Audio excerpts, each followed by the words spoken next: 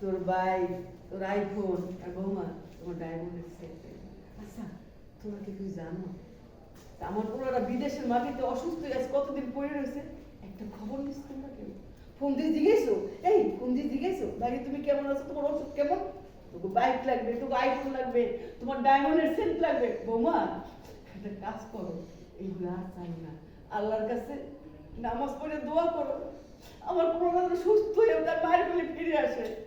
ও যদি সুস্থ থাকে না অনেক কিছু পাবি, বাইক কেন গাড়িও পাবি, এই আইফোন কেন। শোনো আম্মা, এই সমস্ত কথা বলে লাভ হলো না। তোমার পোলার কি হয়েছে ওষুধ খেতে পাবো বুঝছো? আমার বাইক লাগবে, এক সপ্তাহের মধ্যে যদি বাইক কিনে আনা দিছো আমি কিন্তু বাড়ির মধ্যে হুলস্থুল শুরু করে দেবো। বুঝলাম আমার সবার বন্ধু বান্ধব বাইকটা চলে বেড়ায়, আমার কিন্তু এই মান সম্মান নষ্ট হইতেছে। আমার বাইক বিদেশ থাকে, আমার বাইকটা আমার পায়ে এটা চলতে হয়, আমি কিন্তু জিনিসটা দেখে দেবো না, কিন্তু হয়ে যাও। আরে আম্মা, আরে আপনি আপনার ছেলেরে বুঝান, আপনি কল দিয়ে কথা কোন, আমার কিন্তু ডায়মন্ডের সেটটা লাগবে। আমি কিছু জানি না, তো আমি বাড়ি চলে যাবো। আমার কিন্তু আইফোন লাগবে। তোরা তো কথা কইয়ে গেলি, আইফোন কথা বলে এই যে বিদেশের বাড়িতে আমার পোলাটা পড়ে রয়েছে, কাল লাগিয়া কাকু লাগিয়া এই তো লাগিয়া তোকে সাইডে পড়ে রইয়া পোলাটা পড়ে রয়েছে। একবার তো পোলাটা কথা ভাবলি না, তোকে এইটা লাগবে ওইটা লাগবে,